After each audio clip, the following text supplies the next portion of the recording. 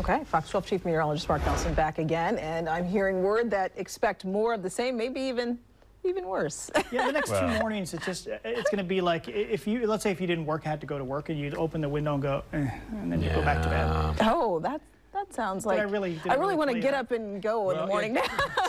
Today did seem, even though it's Tuesday, it seemed like a Monday morning for a lot of people who didn't work yesterday, and yesterday was nice. Yesterday, New Year's Day was fantastic. Yeah, sunshine, it was beautiful.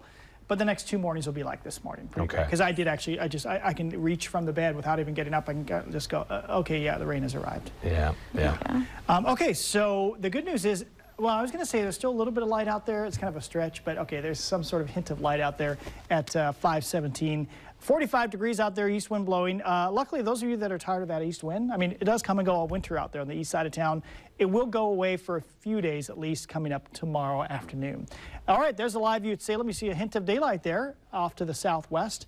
43 degrees at our Travel Salem camera looking up Commercial Street. I guess up since you're heading uphill that way. Up in the clouds, though, some areas of clouds and fog there in the South Salem Hills, just a few miles away. That's our Willamette Valley Vineyards camera, 41 degrees there. All right, so what's ahead as we plunge deeper into this first week of the new year? We see 3 more mild days. It's going to be wet at times, though, just not a ton of rain. Lots of gray, just not all that much rain. Stronger weather systems, though. Now, starting Saturday, I think we're in a more active pattern for at least a week. We don't know if it'll last that long. We'll see. But Saturday and beyond into next week, just more vigorous weather systems, which means more substantial rain, colder systems bringing snow to the mountains, and as each one moves through, probably some gusty south wind as well. And the big news is, well, 2 bits of big news is that we don't see a Pineapple Express with any of these systems. Yeah, a lot of moisture. This time it'll be colder. So that second part is that we have lots of mountain snow on the way. I think 1 to 2 feet in the Cascades by Sunday. And at times it'll come down to around 1,500 feet in the Cascade and the Coast Range foothills. So that's coming up. Next 3 days, though, still this kind of splitting jet stream. But see how this system is coming up at us from the south? It's kind of falling apart. There's one wave of rain that has gone through now. Another one arrives tomorrow morning. Here's the timing on tomorrow morning's rain.